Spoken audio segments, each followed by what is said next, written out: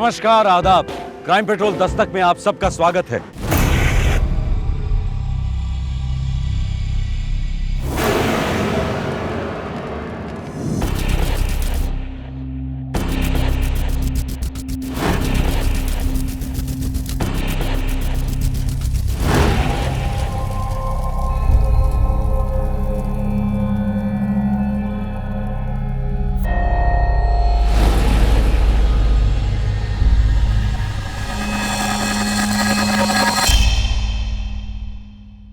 जिम्मेदारियां सबको उठानी पड़ती हैं, किसी को ज्यादा, किसी को कम।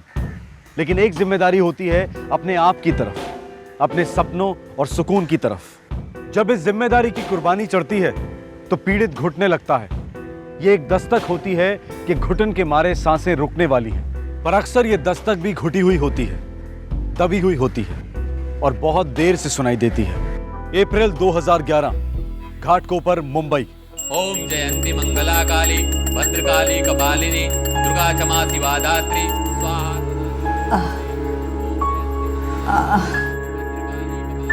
मोहन, अरे ओ मोहन, अरे सुनता क्यों नहीं? हाँ माँ, क्या बात है? मुझे जरा संडास जाना है। ए शंकर, अम्मा को संडास क्यों नहीं ले जाता तू? हाय राम, क्या कह रहा है तू? देख नहीं रहा वो पूजा कर रहा है? पूजा छोड़कर क्या मुझे वो संडास लेके जाएगा? अरे तू क्यों नहीं लेके जाता? ठीक है, मैं आता हूँ।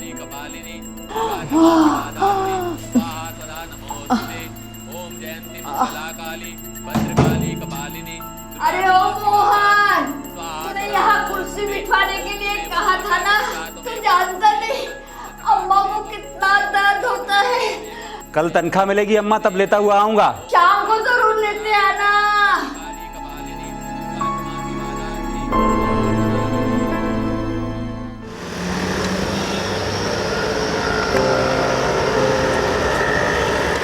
अगले ही दिन मोहन ने याद से अपनी अम्मा की सुविधा के लिए टॉयलेट चेयर खरीद ली।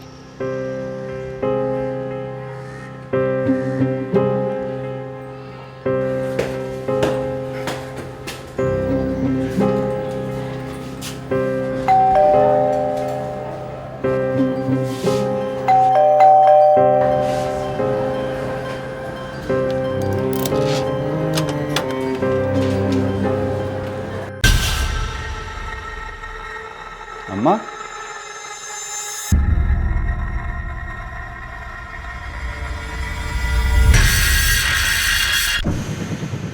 अम्मा,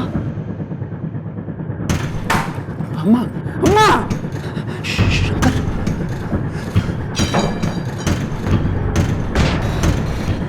शंकर,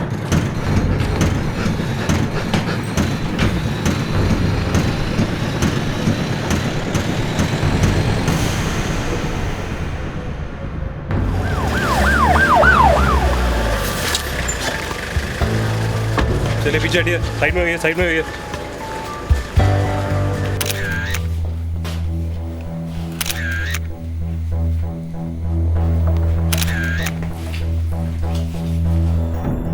मैं रोज की तरह शाम को दफ्तर से लौटा, बेल मारी, कोई दरवाजा खोलने नहीं आया।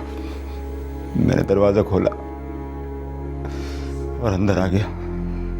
माँ खाट पर पड़ी थी तो भाई शंकर अंदर बाथरूम में पड़ा हुआ था। काम क्या करते हैं आप? मुंबई यूनिवर्सिटी में वो वाइस चांसलर का पीए हूँ। सुबह कितने बजे निकले आप काम के लिए? रोज की तरह 9 बजे। और आपकी माँ कहाँ थी उस वक्त? खाट पर थी, पिछले 3 सालों से इसी खाट पर थी। और आपका भाई शंकर? पूजा कर रहा था। शंकर, मैंने अम्मा के लिए रोटियां सेक के रख दी हैं और चावल भी भिगो दिए। चढ़ा दूंगा, भूलना मत। नहीं भूलूंगा भैया।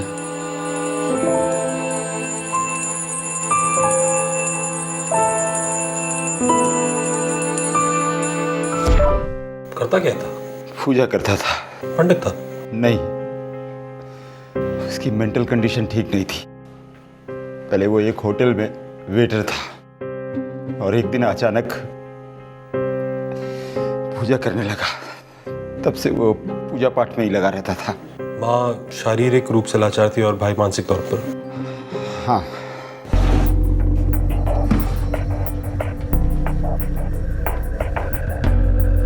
किसी को इस घर से आते जाते देखा आप लोगों ने? मतलब फेरी वाला, सेल्समैन, कोई भी? सिर्फ मोहन भाई आते जाते रहते हैं इस घर में। ऐसा बेटा सबको नसीब नहीं होता। पहले बाप की सेवा की, लेकिन 2006 में वो गुजर गए। फिर माँ ने खाट पकड़ लिया और वो पागल भाई, उन दोनों की तो बच्चों की तरह सेवा करते थे मोहन भाई। कोई ना कोई तो आता होगा ना, कबाड़, कचरा, कोई तो होगा। कचरे वाला लड़का आता था। वो मोहन भाई 9 बजे घर से निकल जाते थे और वो 10 बजे उनके दरवाजे पे टच कर जाता था। एक जोड़ी कंगन थे, एक हार और 2 कान की बालियां। 3 आइटम थे और तीनों नहीं है। आइए आप जरा इधर आइए। बेटे फिंगरप्रिंट्स लो। जी सर, एक लड़का आता है कचरा उठाने सुबह 10 के आसपास। वो रोज हमेशा लेट आता है हमारे जाने के बाद।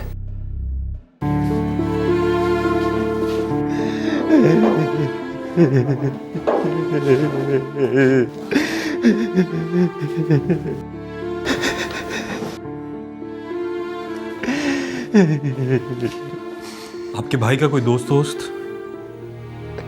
नहीं, बस मंदिर में कुछ लोगों के साथ उठता बैठता था। कौन सा मंदिर? माता का मंदिर है पास में, रोज जाता था। कब जाता था वहां पर? मेरे जाने के बाद करीब 10:30 बजे।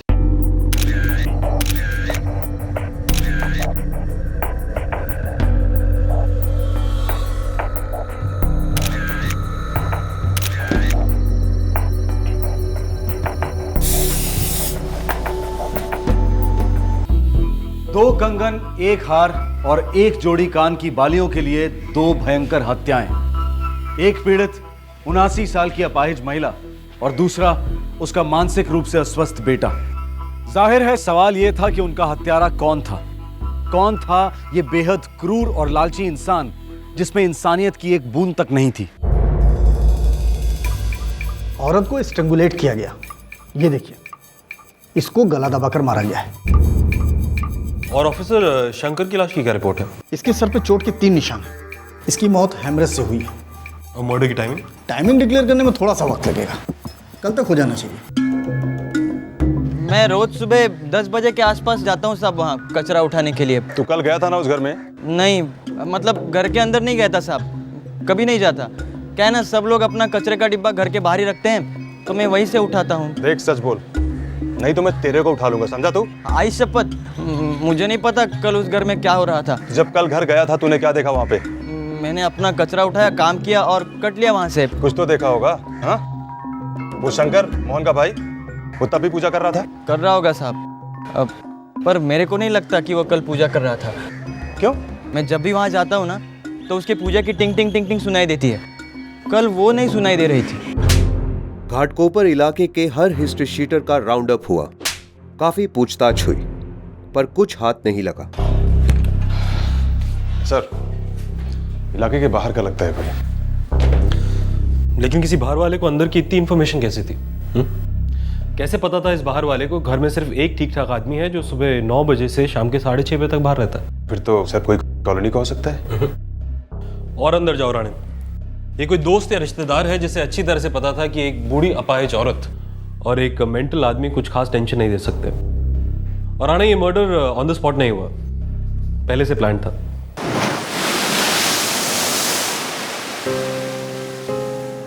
वो दोनों थे तो कुछ तो था उस घर में। मैं जानती हूँ मोहन, तुम्हारी जिंदगी तो उन्हीं के इर्द गिर्द घूमती थी। क्या नहीं किया तुमने उन दोनों के लिए? मैं उनकी रक्षा नहीं कर पाया, मैं फेल हो गया कविता।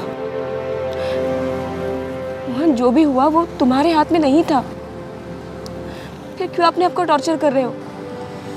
जो हाथ में था वो भी नहीं कर पाया कविता। अम्मा को टॉयलेट चेयर चाहिए थी, लेकिन मैंने लाने में बहुत देर कर दी। मोहन, अम्मा की बहुत याद आती है कविता।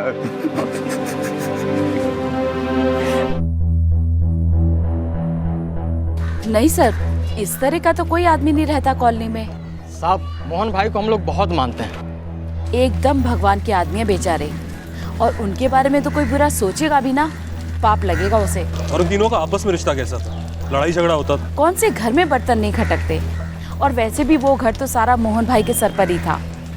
कभी कभार चूचपाट जरूर हो जाती थी। सब मैंने कभी आंखों से देखा नहीं, लेकिन सुनने में आता था। क्या? यही कि सुबह सुबह झगड़े की आवाज आती थी, खासकर तब जब मोहन भाई खाना बनाते थे। तू है जगदम्बे काली, मैं दुर्गा कप्पड़ वाली, तेरी गुण गाऊं भारती। हो सकता है कि पागलपन के दौरे में पहले उसने माँ को मारा हो और फिर खुद की जान ले ली। मुश्किल है साहब, फिर भी किसी का कुछ कहा नहीं आ सकता। और उसके मंदिर के दोस्त, उनमें से कोई ऐसा जिसे पता हो कि मोहन के जाने के बाद ये दो लोग ही घर पर रह जाते हैं? नहीं साहब, मुझे कोई आइडिया नहीं है। अम्बे तू है जगदम्बे काली, जय दुर्गे खप्पर वाली, तेरे ही। मोहन कह रहा था कि उसका भाई शंकर हर रोज सुबह 10:30 बजे यहाँ पहुँच जाता था।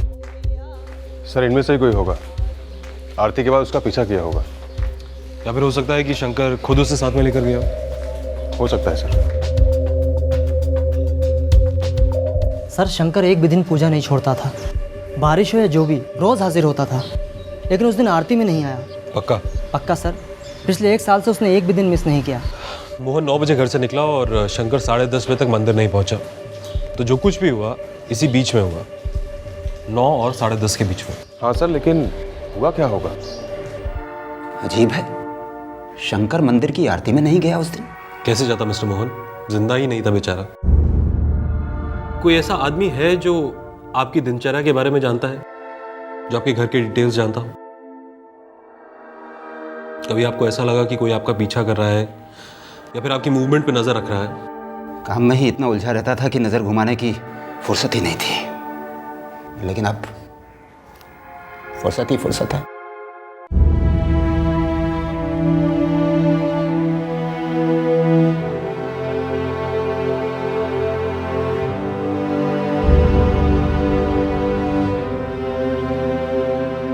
पोस्टमार्टम रिपोर्ट के 2 दिन बाद मोहन की मां और भाई शंकर का अंतिम संस्कार किया गया।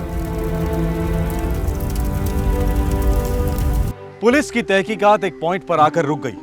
कोई ठोस सबूत हाथ नहीं लग रहा था और फिर पोस्टमार्टम की रिपोर्ट आई। इस रिपोर्ट ने तहकीकात को एक अलग दिशा दिखा दी। अक्सर जो दिखता है वो होता नहीं। आप बॉडी इसको रात के 9 बजे लेकर आए थे यहाँ? जी करेक्ट। पोस्टमार्टम शुरू हुआ रात को 11 बजे, पर हमारे हिसाब से इन दोनों की मौत 16 घंटे पहले ही हो चुकी थी। मतलब सुबह 5 बजे? सुबह के 5, 5:30 और 7, 7:30 के बीच में।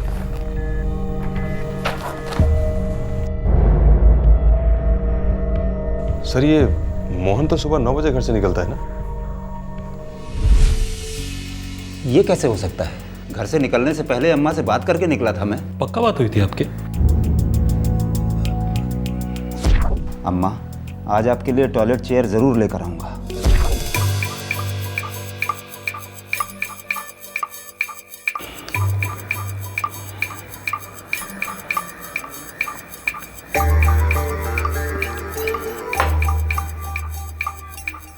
अम्मा ने जवाब नहीं दिया था, शायद नींद में थी, लेकिन जिंदा थी। और शंकर? शंकर मेरी आंखों के सामने था, पूजा कर रहा था अपनी। मगर पोस्टमार्टम रिपोर्ट के हिसाब से 9 बजे तक दोनों की मौत हो चुकी थी। सर कोई गलती हुई होगी, एक बार आप रिपोर्ट दोबारा से चेक करवाइए। ठीक है, मैं पोस्टमार्टम की रिपोर्ट को फिर से चेक कराता हूँ।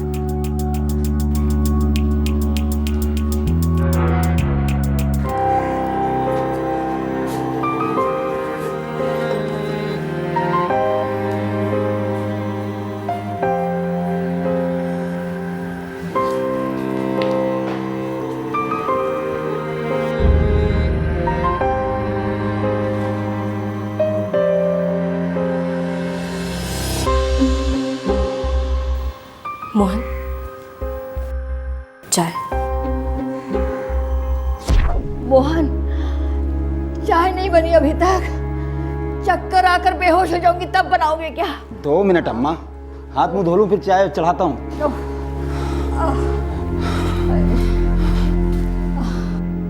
शंकर, चाय तो अम्मा के लिए तू ही बना सकता है, फिर इंतजार क्यों करवाता है उसे इतना?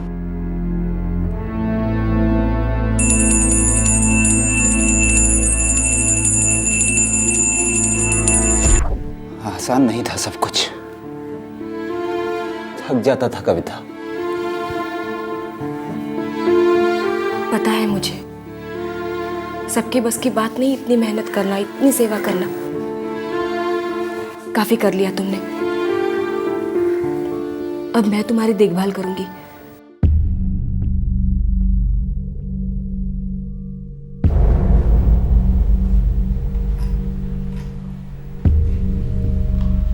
चालाक, बहुत चालाक। क्या कोशिश की, लेकिन थोड़ी कमी रह गई। ये सभी निशान मैच कर रहे हैं? सभी उंगलियों के निशान एक ही हैं, खूनी के। मोहन, मैंने सब्जी रोटी बना ली है, तुम खा लेना। और तुम? नहीं, मुझे घर जाना है, बच्चे राह देख रहे होंगे। रुक जाओ कविता, तुम हमेशा के लिए यहाँ रुक क्यों नहीं जाती? मोहन, कितने साल मैंने तुम्हारा इंतजार किया। मैंने हमेशा से चाहा है कि मेरी जिंदगी तुम्हारे साथ गुजरे कविता। अब मेरे बच्चे ही मेरा सब कुछ है, मेरी सबसे बड़ी जिम्मेदारी। मैं ये जिम्मेदारी संभाल लूंगा, मुझे आदत है जिम्मेदारी संभालने की। और तुम साथ होगी तो जिम्मेदारी मुश्किल नहीं लगेगी। हम चारों लोग प्यार से रहेंगे। मैं उनका अच्छा बाप बनूंगा। मोहन,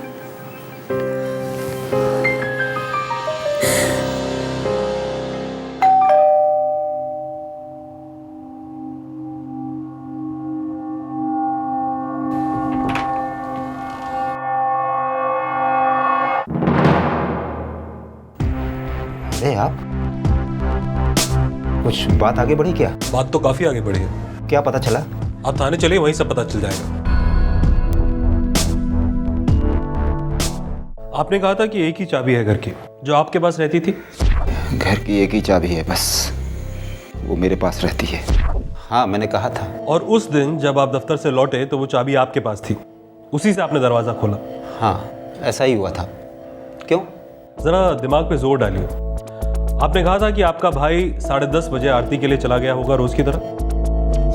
दुर्गा दप्पड़ वाली तेरी गुण गाऊं भारत। और 9 बजे आप चाबी साथ लेकर निकल गए। एक ही चाबी है घर की। शंकर 10:30 बजे मंदिर गया। हाँ, तो लौटा कैसे? चाबी तो एक ही है, जो आपके पास रहती थी। हो सकता है मैंने पीछे छोड़ी हो, या फिर उसने मेरी जेब से निकाल ली हो। और जब आप दफ्तर से लौटे, बेल बजाई, किसी ने दरवाजा नहीं खोला, तो उसी चाबी से आपने दरवाजा खोला और अंदर आए। जी, लेकिन चाबी तो एक ही है, फिर आप घर के अंदर दाखिल कैसे हुए?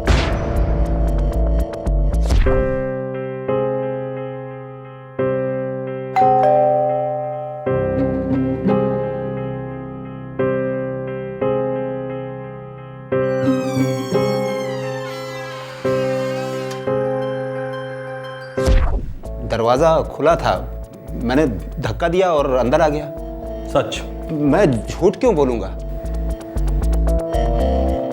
रोटियां बनाई थी उस दिन अम्मा के लिए? अरे रोज मैं ही तो रोटियां बनाता था, सालों से।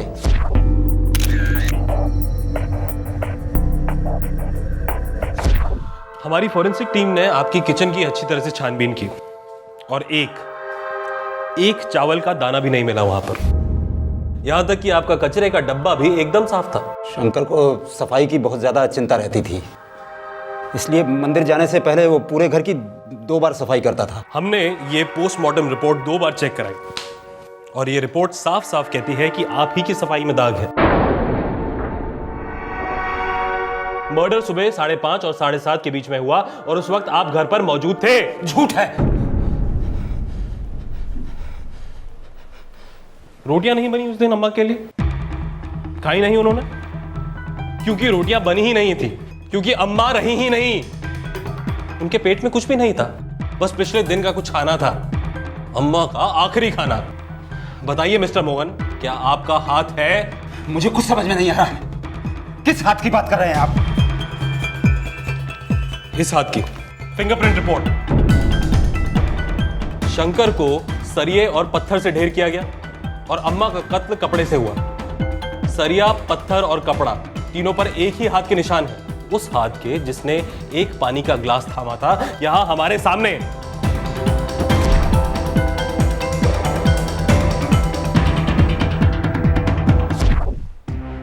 क्या हुआ था उस दिन? झगड़ा हुआ था। उस वक्त तो आप खाना बनाते थे ना, आखिर ऐसा भी क्या हो गया? चावल नहीं बने, रोटियां नहीं बेली, सब्जियां नहीं काटी, क्यों?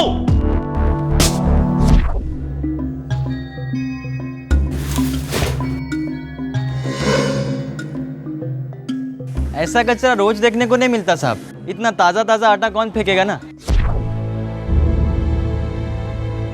मिस्टर मोहन, आपका ट्रैक रिकॉर्ड, यूनिवर्सिटी, आपका मोहल्ला, हर कोई आपकी बहुत इज्जत करता है, मिसाल देता है आपकी। बेटा हो तो मोहन जैसा, भाई हो तो मोहन भाई जैसा।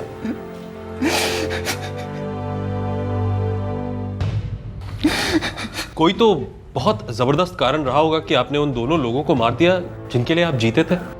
क्यों? क्योंकि इस बार मेरी जीने की बारी थी। मैं संभालते संभालते थक गया था, जीना चाहता था मैं। मोहन, एक 48 साल का पुरुष, अविवाहित, कोई दोस्त नहीं, कोई छुट्टी नहीं, अपने आप के लिए 1 मिनट तक का समय नहीं। मोहन का इकबाले जुर्म एक दर्द भरी आह थी जो एक बीमार दिमाग के तहखाने से निकल रही थी।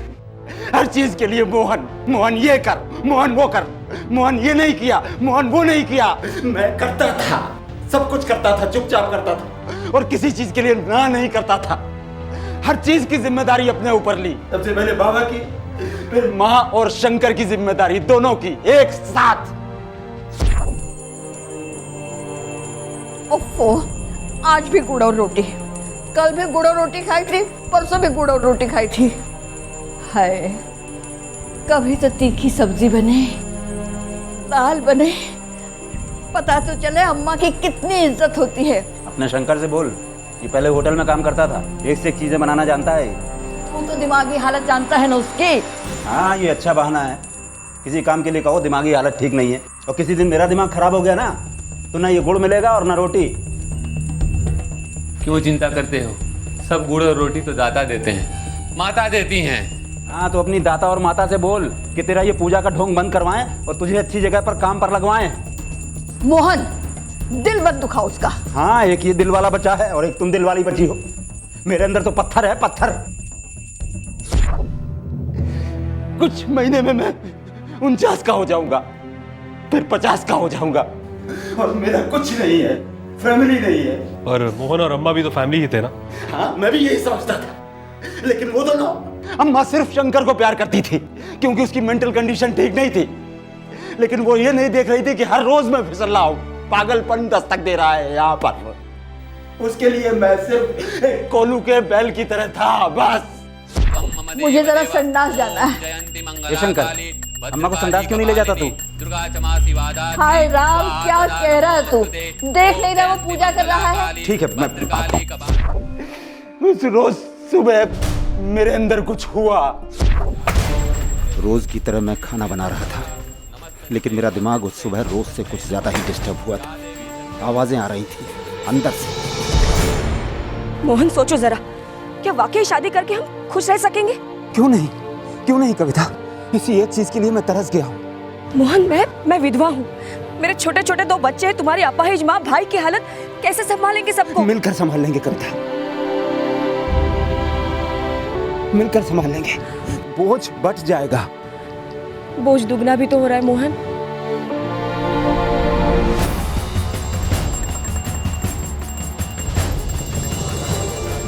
आवाजें चिल्ला रही थी मेरे अंदर, हंस रही थी मुझ पर, कह रही थी तू नामर्द है, तेरी जिंदगी में औरत का सुख नहीं, बच्चों का सुख नहीं, तू सिर्फ एक पालतू कुत्ता है, लेकिन तू तो भौंकता भी नहीं, तेरा कुछ नहीं होगा मोहन।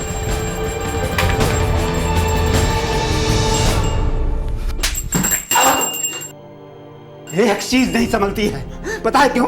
क्योंकि मैं हूं संभालने के लिए।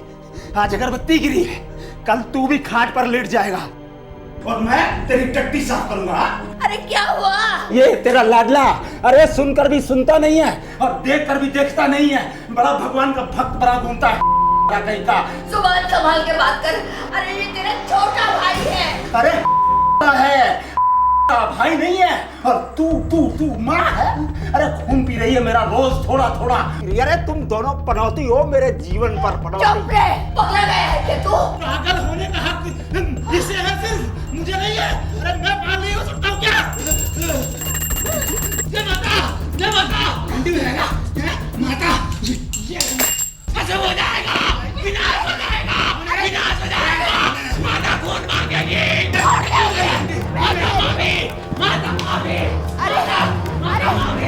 बता माफी, बता माफी। माफी चाहिए, माफी चाहिए। खून बहेगा ना, अभी बहाता हूँ खून। अरे अरे क्या कर रहे हो? अरे अरे क्या कर रहे हैं? अरे छोड़, अरे हो गया तेरा कल्याण। मोहन, मोहन, मैं सबको बता दूंगी क्या किया तूने शंकर के साथ। छोड़ मुझे, मत छोड़। इतनी बार कहा है कि मेरे बगैर मत उतरा कर, गिर पड़ेगी तो चोट लग जाएगी। अरे शंकर बोलता क्यों नहीं? तूने क्या किया शंकर के साथ? उसका सर कुचल दिया मैंने। क्या? नहीं। मुझे पता है कि तू शंकर के बगैर नहीं जी सकती, लेकिन मैं तुम दोनों के बगैर जी लूंगा। अब मुझे थोड़ा सा अपने बारे में सोचने दे। आखिरी बार एक सेवा का मुझे मौका दे।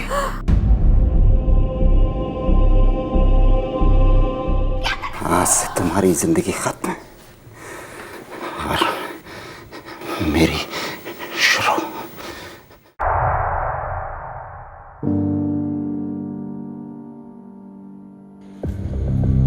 सर में आवाजें शांत हो गई थी, सब कुछ साफ साफ नजर आ रहा था। ऐसा लग रहा था मैं इतना हल्का हो गया हूं कि हवा में उड़ जाऊंगा।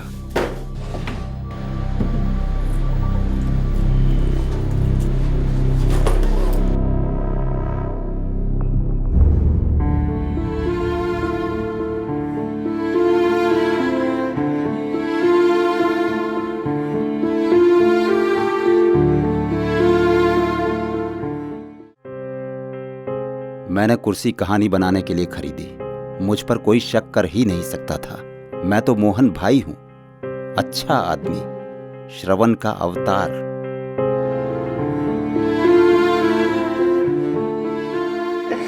थकान हो गई थी मुझे दोनों की देखभाल करते करते।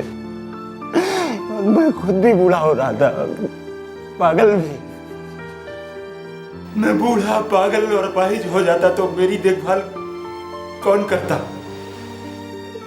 आप संभालते इंस्पेक्टर साहब। हवलदार,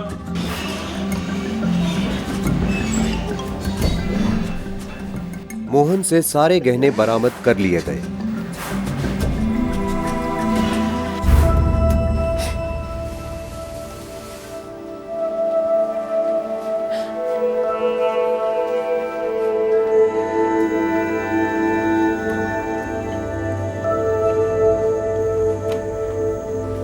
अच्छा ही हुआ।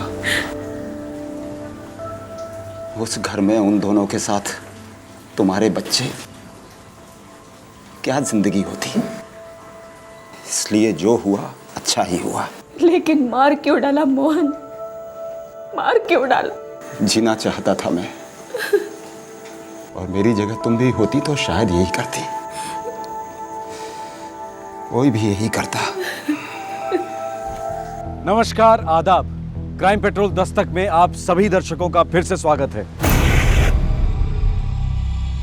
बाबूजी, ये पत्थर की लकीर है, आप कभी मत बदलिएगा। अब ये सीधे लॉकर में जाएगी, और कोई कुछ कहे आप इस वसीयत का एक अक्षर भी नहीं बदलेंगे। बाबूजी के साथ जबरदस्ती की गई तो, उन्हें वसीयत बदलने के लिए मजबूर किया गया तो सोच लो, इस दुनिया में कुछ भी हो सकता है, कुछ भी। अपने बच्चों के भविष्य को सुरक्षित करने के लिए माँ बाप खून पसीना एक कर देते हैं। उनकी सारी जमा पूंजी पर उनके सभी बच्चों का बराबर का अधिकार होता है। यह उनकी विरासत होती है।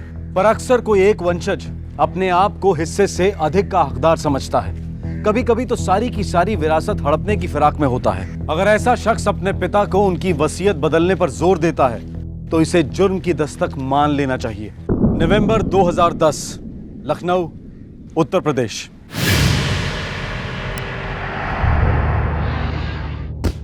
दिवाली का त्योहार आने वाला था।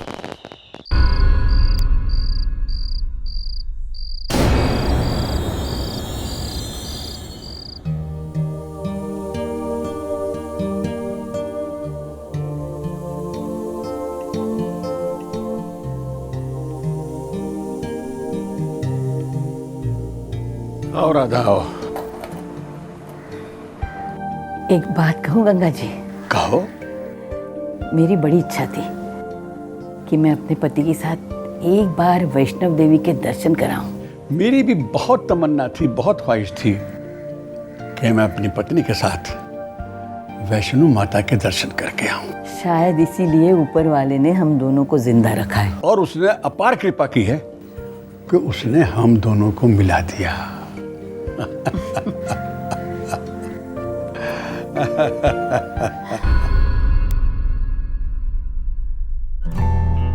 गंगा मिश्रा और राधा मिश्रा की मुलाकात जिंदगी की सांझ में हुई। गंगा मिश्रा अपनी पत्नी को खो चुके थे और राधा मिश्रा अपने पति को। दोनों को एक दूसरे की कंपनी भाने लगी और उन्होंने शादी कर ली। आने वाले 24 घंटों में इस जोड़े का बहुत बड़ा सपना साकार होने वाला था। वैष्णो देवी की यात्रा का सालों से इंतजार किया था दोनों ने, तब से जब उनके पहले पति और पत्नी जिंदा थे। ये वृद्ध जोड़ा सुबह सुबह वैष्णो देवी की यात्रा के लिए निकलने वाला था। बाहर दरवाजे पर लगा हुआ ताला इस बात की पुष्टि कर रहा था कि वो यात्रा पर गए हैं, पर घर के अंदर से टीवी की आवाज आ रही थी। 5 नवंबर 2010 को गंगा और राधा मिश्रा वैष्णो देवी से लौटने वाले थे। राधा का बेटा नीलेश उन्हें दिवाली की बधाई देने पहुंचा।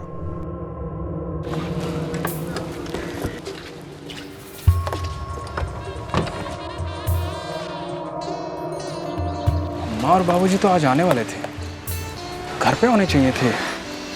तेज, तुमसे एक बात कहूं, बुरा तो नहीं मानोगे? लो, टीवी खुला छोड़ दो। अम्मा बिना एकदम भुलक्कड़ हो गई। अब बिजली का बिल आएगा तब पता लगेगा। आज मैंने मम्मी पापा की आंखों में एक चिंता देखी कि हमारी बेटी आखिर तेज के साथ टीवी की आवाज ने नीलेश को दस्तक दी कि कुछ गड़बड़ है, चाहती हूँ कि आज तक तुमने अपने घर वालों को और फिर इस दस्तक ने मौत की बू का रूप धारण कर लिया।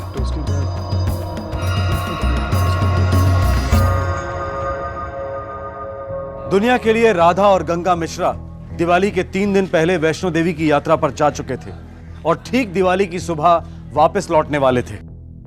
पर जाहिर है कि ऐसा हुआ नहीं था, कुछ बहुत गलत हुआ था। ताला तोड़कर घर का दरवाजा खोला गया और जो नजर आया उसने सबके होश उड़ा दिए।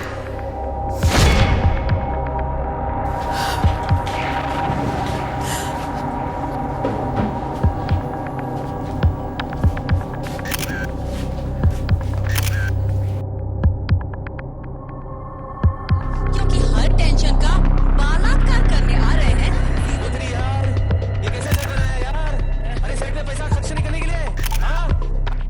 मेरा नाम महेश है, राधा मिश्रा का बड़ा बेटा, और ये मेरा छोटा भाई नीलेश। गंगा मिश्रा आपके सौतेले पिता थे? कहने को थे, पर हम उन्हें अपना सगा पिता ही समझते थे।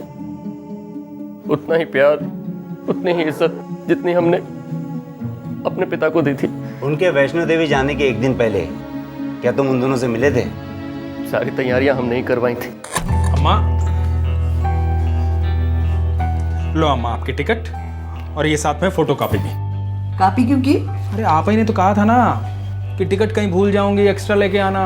अरे मैं तो भूल ही गई कि मैंने कुछ ऐसा कहा भी था। यार नीलेश, इस उम्र में इतना लंबा सफर अम्मा के लिए ठीक रहेगा क्या? अरे बाबूजी है ना साथ, अब काहे इतनी चिंता कर रहे हैं? अब उनका मन है कहीं जाने का तो जाने दीजिए। और वैसे भी सारी जिंदगी तो हम दोनों के नाम कर दी, उनके दिन है भैया। तुम बिल्कुल ठीक कह रहे हो नीलेश। नहीं तेरा बेटा। और वैसे भी 3 दिन की बात है, कोई 3 महीने की बात थोड़ी है। हमें पूरा यकीन है बाबूजी, आप अम्मा का अच्छी तरह से ध्यान रखेंगे। अरे मुझे हुआ क्या है जो देखभाल की बात हो रही है? फालतू में बीमार करवा रहे हो मुझे तुम लोग।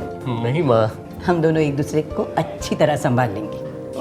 और बेटा माना कि मैं तुम्हारा सगा बाप नहीं हूँ और उसका पति तो हूँ।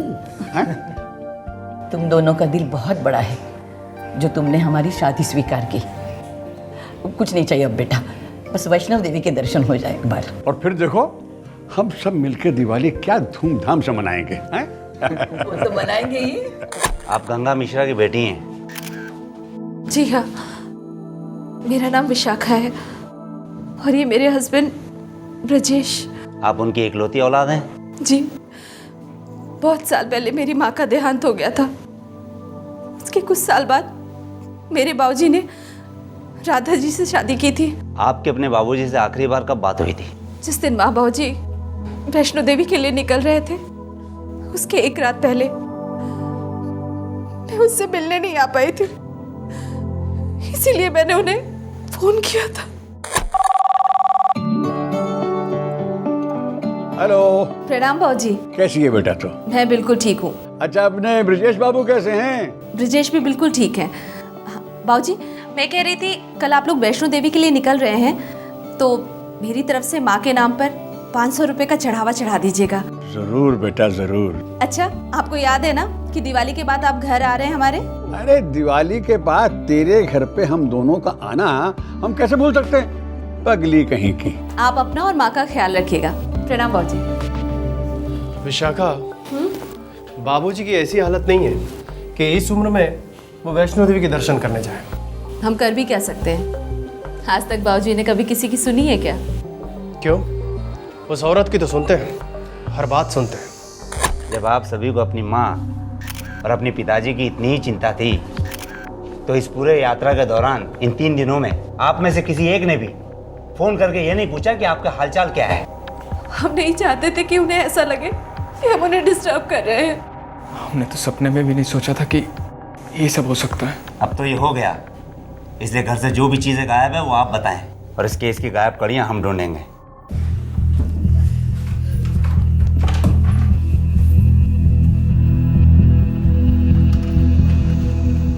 माँ के जेवर नहीं मिल रहे हैं, शायद ले गए हैं वो लोग। बाबूजी हमेशा कुछ ना कुछ कैश घर में जरूर रखते थे, वो भी नहीं दिखाई दे रहे हैं सर।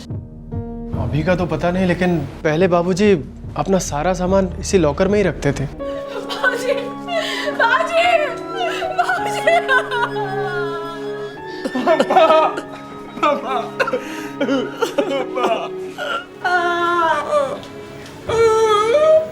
सर, डॉग स्क्वाड आ गया है।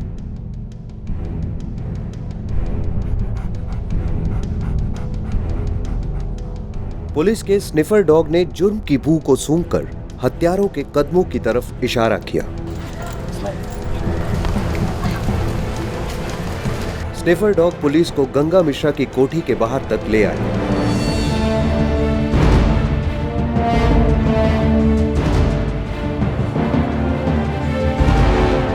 गंगा मिश्रा के घर के पास का एक पानी का नल पुलिस के स्कैनर पर आ गया। लगता है कातिल ने अपने खून से रंगे हुए हाथ यहीं धोए होंगे।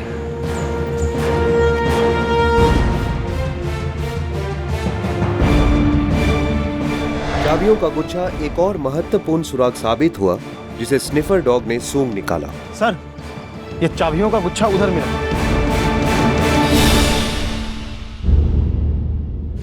ये कहाँ जा रहा है?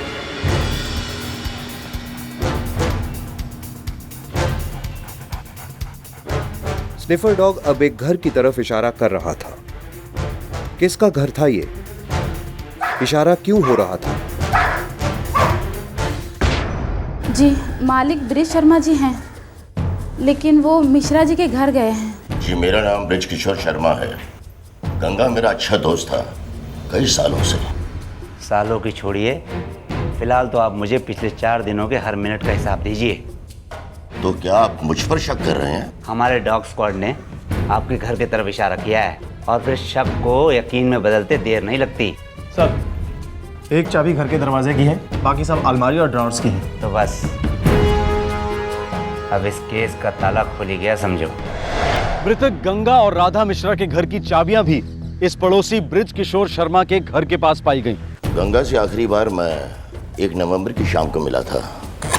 गंगा, काश मैं भी तुम्हारे साथ वैष्णो देवी की यात्रा पर आ सकता हूँ, लेकिन क्या करूँ यार, मजबूरी है। बच्चे आ रहे हैं दिवाली के लिए। बच्चे आ रहे हैं दिवाली के लिए। भाई एक इंसान की जिंदगी बच्चों की जिम्मेदारी के इर्द गिर्द घूमती रहती है, जिम्मेदारी खत्म नहीं होती। हमारा तो केस ही विचित्र है। मेरे और राधा के अपने अपने बच्चे, उनके परिवार, उनकी अपनी अपनी जिम्मेदारियां। वही तो मैं कई बार सोचता हूँ कि तुम लोगों के बीच में बनती कैसे है। बैठो, बताता हूँ। देखो, ये हर रोज का मेल मिलाप तो ठीक है, लेकिन जायदाद वगैरह, अरे उसका बंटवारा कैसे करोगे? राधा जी के 2 बेटे, मेरे एक बेटी, एक नवासी, ये सब बच्चे मेरे अपने हैं। मैं खूब प्यार करता हूँ। बस एक बात तय कर रखी है, इन सबको कुछ ना कुछ दूंगा जरूर। लेकिन कभी कभी डर भी लगता है कि कहीं ये आपस में लड़ ना पड़े। अरे लड़ना तो तय है। आजकल तो सगे भाइयों के बीच में तलवारें निकल जाती हैं, और ये तो सौतेला मामला है। मेरा कहना है कि जायदाद का जितनी जल्दी बंटवारा करो उतना अच्छा है, वरना तुम तो जानते हो देर से बैर होती है। बड़े शर्म की बात है कि आप मुझ पर शक कर रहे हैं। आपके कुत्ते ने पता नहीं क्या सूंघ लिया है। आप कुत्ते की छोड़िए और अपनी फिक्र करिए, और शक तो हम उनके बच्चों पर भी करेंगे। सर,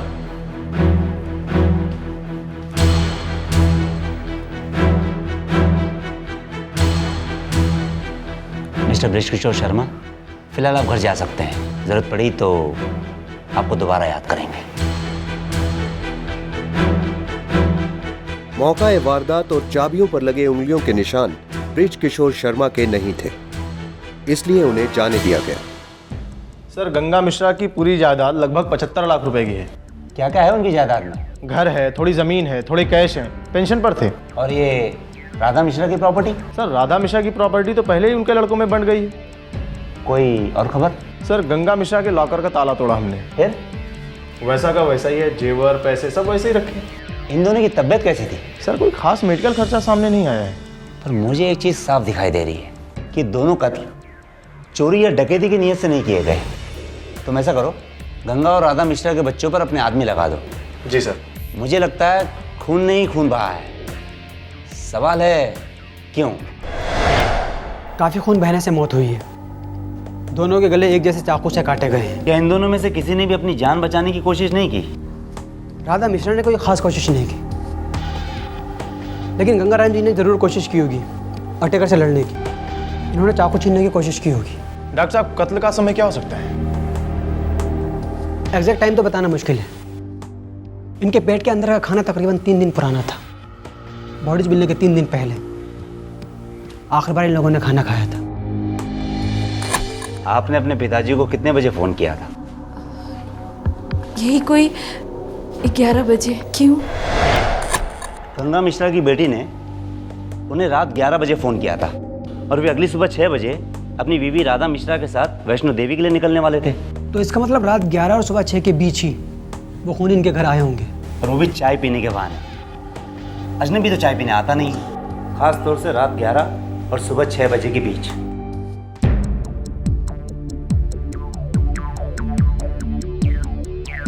सर, चाय के टूटे हुए कप और चाबियों के गुच्छे पर मिले फिंगरप्रिंट्स मैच करते हैं। बेडरूम में 2 टूटे हुए कप और रसोई में 2 कप। सर, कुल मिलाकर चाय के 4 कप हैं। इसका मतलब है कि खूनी 4 होंगे या फिर 2। बाकी के 2 कप राधा मिश्रा और गंगा मिश्रा के होंगे। खूनी 4 हो या 2, इतनी बात तो पक्की है कि खूनी करे भी थे और मारने की नीयत से ही आए थे। पुलिस को यह तो समझ में आ गया था कि किसी घर वाले का ही काम है। बस इन मर्डर्स के पीछे वजह की तलाश थी।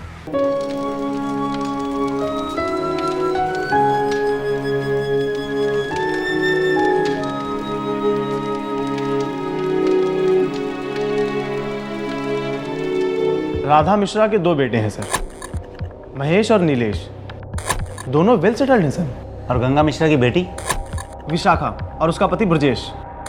इनकी इकलौती बेटी है सुरेखा। सुरेखा की शादी हुई है सुशील से। ये विशाखा के ससुर भी तो हैं, ब्रजेश के पिता शिवनाथ। सर, सभी को किसी भी चीज की कमी नहीं है। पर जल्दी तो है, और लालसा भी। सर एक इंटरेस्टिंग चीज़ और है, गंगा मिश्रा की जायदाद के कागजात गायब हैं। सर जिसके पास भी ये कागजात हैं उसी के हाथ खून से रंगे हैं। ओम सूर्य देवाय नमः स्वाहा, ओम वासुदेवाय स्वाहा, ओम गणपते नमः स्वाहा, ओम कृष्णाय नमः स्वाहा, ओम भूमाय नमः स्वाहा, ओम रावे नमः स्वाहा। देखिए, गंगा जी की जायदाद के बारे में हम कुछ नहीं जानते। एक घर है उनका, पर प्रॉपर्टी इसके बारे में कुछ नहीं जानते। चाहिए भी नहीं था सर, क्योंकि हमारे पिताजी से वो सब मिल गया था जो हमें चाहिए था। गंगा मिश्रा तुम्हारे सौतेले पिता थे, तो उनकी प्रॉपर्टी तो तुम्हें मिलने से रही। चाहता भी कौन है सर, हम अच्छी तरह से सेटल हैं। बस अपनी माँ की चिंता थी, पिताजी की मौत के बाद अकेली हो गई थी। हमें लगा कि गंगा मिश्रा के रूप में एक अच्छा साथी मिल गया है। इसमें जानने की क्या बात है, हमारे पिताजी अपनी सारी जायदाद हमारे ही नाम छोड़ जाते।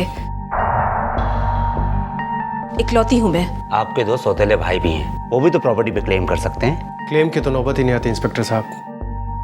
मेरे ससुर गंगा मिश्रा बहुत ही सुलझे हुए और समझदार इंसान थे। वो कभी किसी को नाखुश नहीं करते। हमारी खुशी इसी में थी कि राधा जी के आ जाने से बाबूजी बहुत खुश हो गए थे। इससे बड़ी खुशी और क्या हो सकती थी।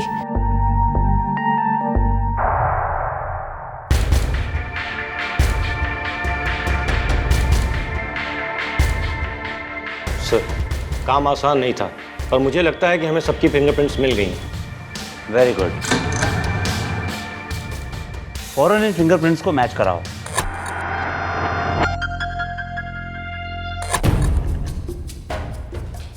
इंस्पेक्टर साहब, ये आपके जूनियर्स, मैंने इतनी बार समझाया कि आज मेरी इंपॉर्टेंट मीटिंग है, लेकिन फिर भी मुझे जबरदस्ती यहाँ पर लेकर आए। मैंने ही बुलवाया था।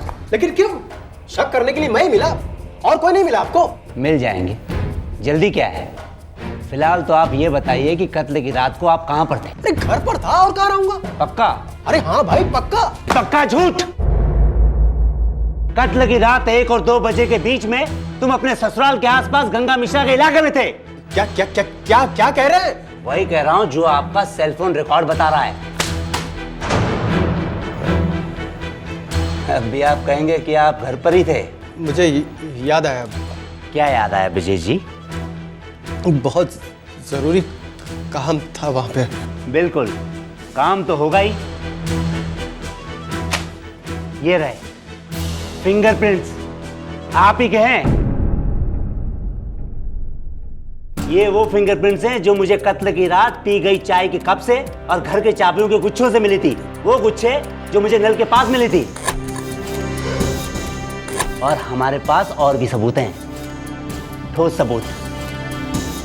कल रात आपने अपने पिता शिवनाथ के साथ फोन पर जो बातें की वो हमने रिकॉर्ड कर ली हैं। बाबूजी, आप अपना ब्लड प्रेशर काहे बढ़ा रहे हैं? 2-4 दिनों में ये मामला बिल्कुल ठंडा पड़ जाएगा। ठंडा पसीना छूट रहा है ब्रिजेश बेटा। तूने देखा नहीं उस शोक सभा में पुलिस कैसे नजर रखी हुई थी? लगता है वो इस मामले को उबाल कर कहीं रहेंगे। उबलता है तो उबलने दो, उगलेगा तो कुछ भी नहीं। वो हम तक कभी भी नहीं पहुंच पाएंगे। अरे पुलिस है बेटा, बहुत पहुंच रखती है। और तूने भी एक बहुत बड़ी गलती की। तुझे सिर्फ वसीयत उठानी थी, प्रॉपर्टी के कागजात वहीं छोड़ देने थे ब्रिजेश। सिर्फ वसीयत उठानी थी, प्रॉपर्टी के कागजात वहीं पर छोड़ देने थे ब्रिजेश। अब हम समझ गए कि तुमने प्रॉपर्टी के लिए अपने ससुर और उनकी बीवी की हत्या करवाई। मुझे अपने वकील से बात करनी होगी। जरूर, आपका हक है कि आप चुप रहें, वकील करें, और हमारी ड्यूटी है कि हम आपसे सब कुछ सच सच उगलवाएं। तुम ये क्यों भूल जाती हो विशाखा बिटिया कि तुम हमारी एक ही बच्ची हो। हमारा जो कुछ भी है तुम्हारा ही तो है, इस नाखून से लेकर 9 लाख के हार तक। ये ससुरी वसीयत ससीयत का। ठीक है बाबूजी, अगर आपको वसीयत नहीं बनवानी तो ना बनवाइए। बाबूजी, ये प्रॉपर्टी का मामला है, इसमें बहुत सारा पेपर वर्क होता है। अगर अभी नहीं बनवाया गया तो बाद में विशाखा को बहुत तकलीफ होगी। इस वसीयत की क्या जरूरत है? आओ आओ, आओ। गंगा जी, विशाखा बेटी और ब्रिजेश दामाद जी ठीक ही कह रहे हैं। बना दीजिए ना वसीयत विशाखा के नाम। मेरे बेटे संस्कारी है, उन्हें अपने पिता से बहुत कुछ मिला हुआ है। फिर भी आदमी की नियत का क्या भरोसा। हमारी बात आपके सौतेले बेटे होने के नाते अगर मेरे बेटों ने प्रॉपर्टी में हिस्सा मांगा तो खामखा विशाखा बेटे के साथ नाइंसाफी होगी। बना दीजिए ना वसीयत। भगवान, तुम बहुत दूर की सोचती हो। लाओ भाई। ब्रिजेश की सालों की मनोकामना पूरी हो गई थी। उसने काफी मेहनत की थी इस वसीयत को बनवाने में। हे राम। अरे लो ना बेटा।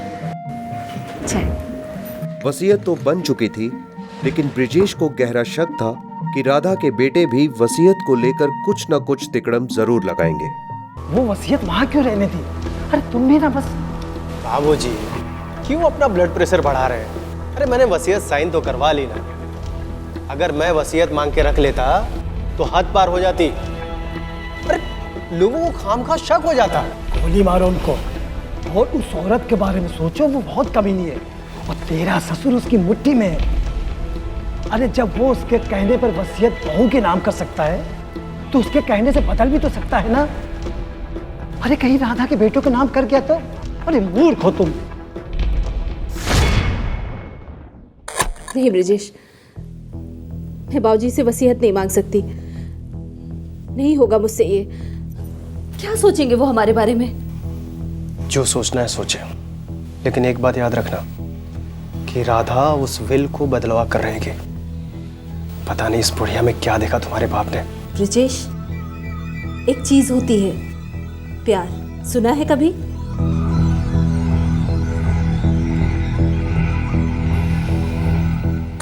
मेरी पत्नी विशाखा को अपने बाबूजी पर पूरा भरोसा था, लेकिन मुझे नहीं था। और मेरे पिताजी तो, उनका तो राधा को देखते ही ब्लड प्रेशर हाई हो जाता था। मैं और मेरा दामाद सुशील मेरे पिताजी की बातों से सहमत हुए। बाबूजी, दद्दू एकदम ठीक कह रहे हैं। अगर वसीयत बदली तो हमारे हाथ ठन ठन गोपाल, और 75 लाख रुपए की रकम कोई कम रकम नहीं होती। ये लखनऊ शहर के बीच में है वो जमीन, सोने के भाव की तरह बढ़ रहे हैं उसके नाम। अरे बहुत जल्दी 3-4 करोड़ की हो जाएगी। अरे जरा सोचो। तो उपाय क्या है? विल चोरी कर ले। अरे उससे क्या होगा, वो दूसरी बनवा लेगा। मगर विल बदलने के लिए जिंदा रहना भी तो जरूरी है।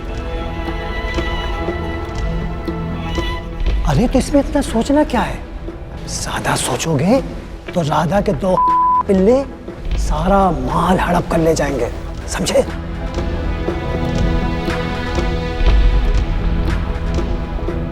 विशाखा, बाबूजी की ऐसी हालत नहीं है कि इस उम्र में वो वैष्णो देवी के दर्शन करने जाए। हम कर भी क्या सकते हैं? आज तक बाबूजी ने कभी किसी की सुनी है क्या? क्यों? उस औरत की तो सुनते हैं, हर बात सुनते हैं। जिसकी भी सुने, हम तो बस यही चाहते हैं वो हमेशा खुश रहे, अच्छे रहे। एक काम करो, तुम सो जाओ। मुझे थोड़ा भारी भारी लग रहा है, मैं थोड़ा टहल कर आता हूँ। ठीक है, मगर जल्दी आना। हाँ।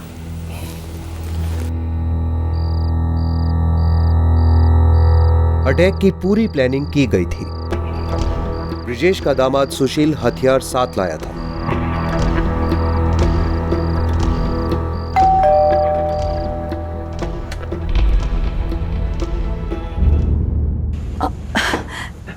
जीते रहो, जीते रहो। आप लोग कल वैष्णो देवी जा रहे हैं तो हमने सोचा कि कुछ हालचाल ले लें। आइए अंदर, आइए। बस बस बस बेटा, बस बस, जीते रहो, जीते रहो, जीते रहो बेटा। अच्छा तुम लोग बैठो, मैं चाय बना के लाती हूँ। हाँ, चाय पिला, थक गए होंगे, चाय पिला।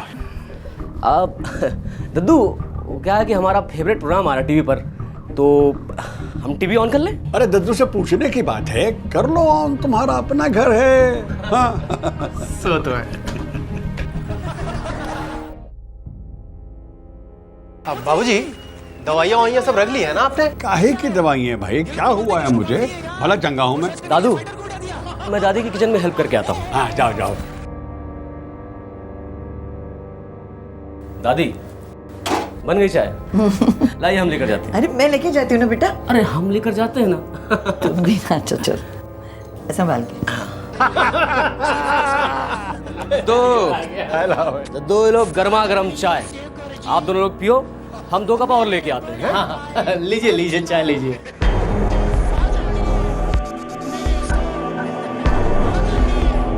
प्लान के अनुसार ब्रिजेश ने टीवी का वॉल्यूम बढ़ा दिया ताकि राधा मिश्रा की आखिरी चीखें कोई न सुन पाए।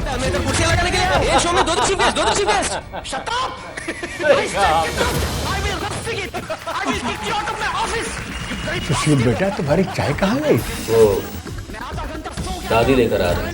अच्छा अच्छा। मैं अपने मूड की बात कर रहा हूँ इडियट। क्या हुआ बेटा? ये सस्ता जावेद अख्तर इधर क्या कर रहा है?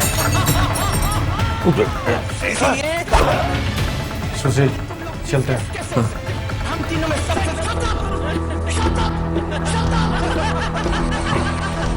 फिर भी ठीक है। सुशील, इस पूरे घर को उथल पुथल कर दो। ऐसा लगना चाहिए जैसे कुछ चोरी डकैती हुई है।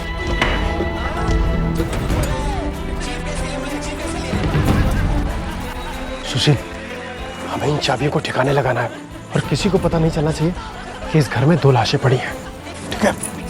जल्दी।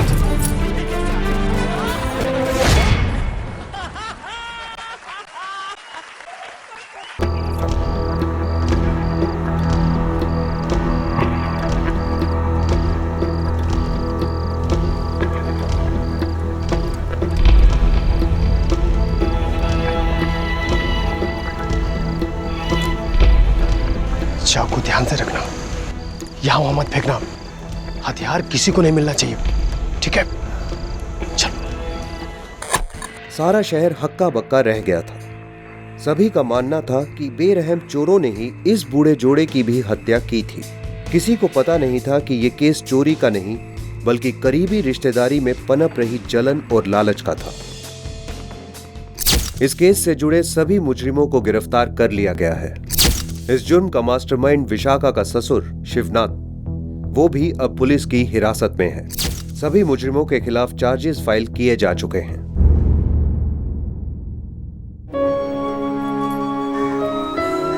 जो आपका है वो हमेशा आपका ही रहेगा विशाखा जी। हम आपके पिता से उतना ही प्यार करते थे जितना कि आप करती थी। कितने खुश थे दोनों।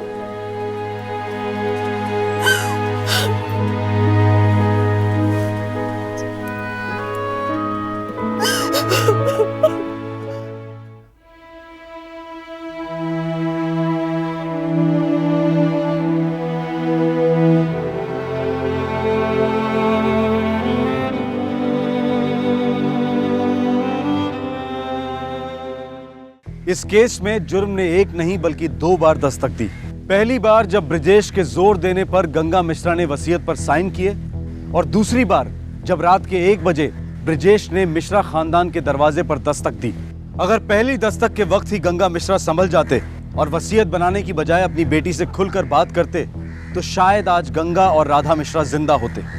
हम इस प्रोग्राम के द्वारा बार बार एक ही बात अपने दर्शकों के जहन में लाना चाहते हैं कि जब भी आपको हल्का सा भी अंदेशा हो कि जुर्म दस्तक दे रहा है तो सुनिएगा जरूर, किसी की जान बच सकती है, आपकी भी। फिर मिलेंगे, तब तक अपना ख्याल रखें, सुरक्षित रहें। जय हिंद। इस तरह के और भी एपिसोड देखने के लिए हमारे चैनल को सब्सक्राइब करें और बेल आइकन दबाना ना भूलें।